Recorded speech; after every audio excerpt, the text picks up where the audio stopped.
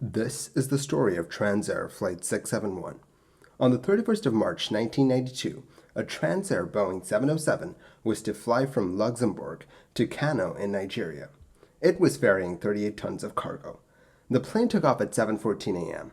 The takeoff was normal, and the plane climbed to its cruising altitude. The plane was flying over the Drome province under the control of the Southeast Aircraft Navigation Regional Center. They wanted the plane to climb from 29,000 feet to 33,000 feet. The throttles were advanced to max, and the plane started to climb as it cut through the thick clouds over Drome that day. The plane lurched as it was being buffeted by turbulence. Suddenly, two loud bangs were heard. The plane rolled to the right uncontrollably. If you've been watching this channel for a while, you probably have an idea of what's about to happen. The plane's in the clouds, the plane's rolling, it's just a matter of time before they lose control, right? Well, not with this crew in charge.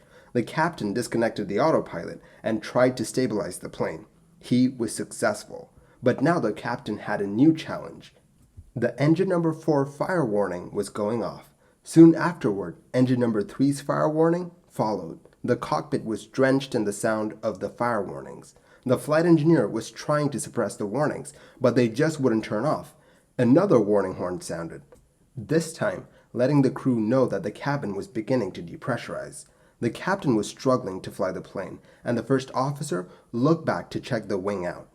What he saw, or in this case didn't see, was concerning. They had lost the number 4 engine, the outermost engine on the right-hand side. When I say that they lost engine number 4, I mean that in a literal sense. The engine was nowhere to be found. It wasn't on the wing anymore. Then he got another shock. They had lost both engines on the right-hand wing. Those two engines were nowhere to be found. The flight engineer began dumping fuel to lighten the plane for an emergency landing, as the captain wrestled with the plane. He asked for the weather conditions at Marseille and began to descend, intending to land at Marseille. The 3 men in the cockpit went through emergency checklist after checklist. As they turned the wounded 707 towards Marseille, the first officer noticed an airfield ahead. It turned out to be a military airbase in the town of Istres. They found that the runway there was 4,000 meters or 13,000 feet long, so they decided to land there. They planned to land on runway 15, and for that to happen, they needed to make a left turn. This was very hard in the damaged 707. The captain struggled to make the left turn, fighting to keep the little control that he had over his plane. A simple mistake, and he would lose control of his jet. As they made the left turn to line up with the runway, the controller in the tower had some bad news. The plane was burning, and it was bad. The plane touched down on the runway at 190 knots, much faster than a normal landing. Upon landing, they found out that they had no brakes. They quickly engaged the emergency brakes. The tires blew under the stress, and the first officer engaged the reverse thrusters on the remaining engines. The plane rolled on for 2,300 meters or 7,500 feet, and then left the runway entirely. It came to a stop soon after that. Fire trucks at the airport quickly sprung into action and brought the blaze under control. It was on the ground that the pilots realized that the fire was so bad.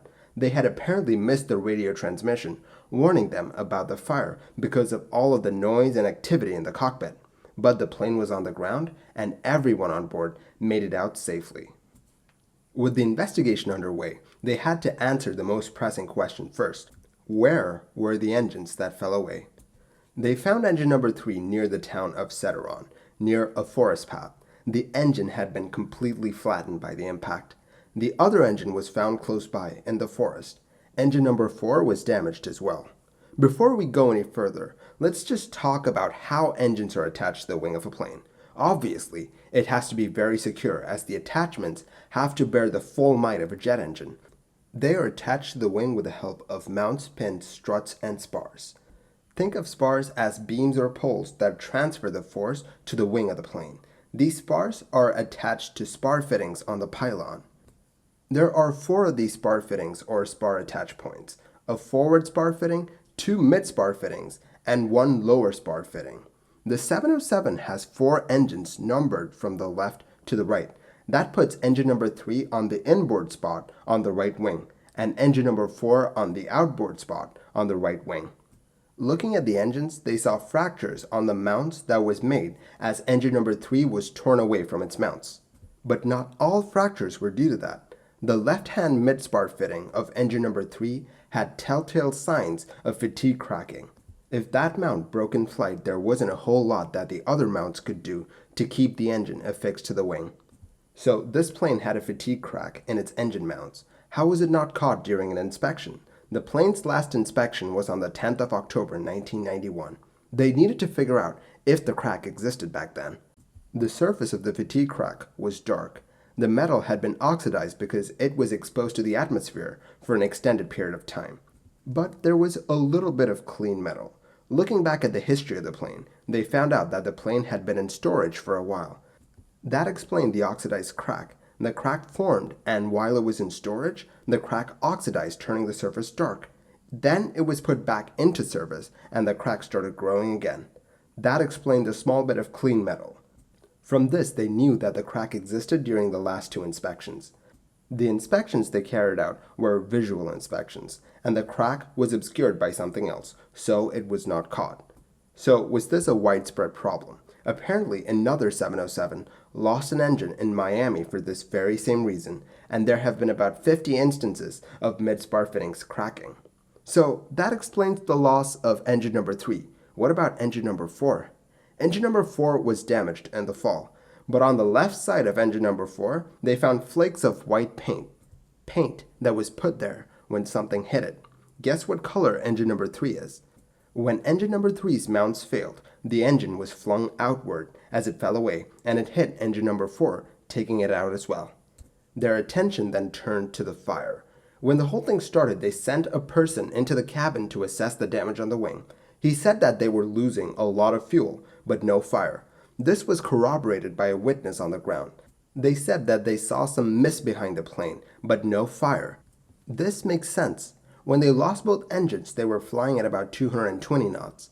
The airstream whisked the leaking fuel away before it could catch fire. But as they slowed down to about 190 knots, the fuel vapors came into contact with sparking wires, and a fire ensued. The last thing that I want to talk about is the pilots themselves. They did so many things right. The captain reacted instantly when things went wrong. It wasn't easy for him. He was exerting himself quite a bit. The first officer helped the captain by giving him the information that he needed when he needed it. The first officer did things like setting up the approach and handled radio communications with ATC.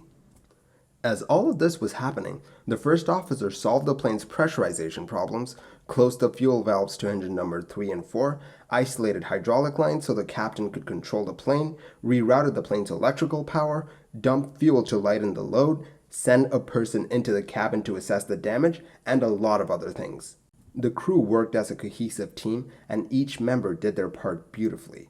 The captain flew the plane. The first officer talked to the people on the ground and fed the captain with the information that he needed. And the flight engineer made sure that both the captain and the first officer had the resources that they needed to land the plane.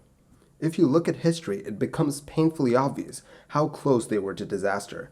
LL Flight 1862 is a grim reminder of what can happen if you lose an engine. So is American Airlines Flight 191. A few weeks ago, I did a video on Azar Airways Flight 2241. They lost thrust from an engine and they couldn't recover. Flight 671 was very lucky to get back on the ground. Usually, I don't talk about pilots too much in my videos. I tend to focus on their actions. But in this case, I really want to talk about them. But unfortunately, their names were not mentioned in the report, nor could I find any newspaper articles of the incident. In my opinion, this is an amazing story of airmanship and perseverance, and I cannot believe that this is not more well known. There aren't even YouTube videos about this crew and their flight, and I feel like the crew deserves a lot more recognition for what they did. The only reason I got to know about this was because a viewer left a comment on one of my videos. There's so much that I need to know. Were they awarded for their piloting skills? Where are they now? All of that stuff. If you know the names of these pilots, do leave them in the comments below. Thank you for watching this episode of Mini Air Crash Investigation. If you like the videos that I make, do consider liking and subscribing. It will really help the channel grow. I'll catch you guys next time. Stay safe.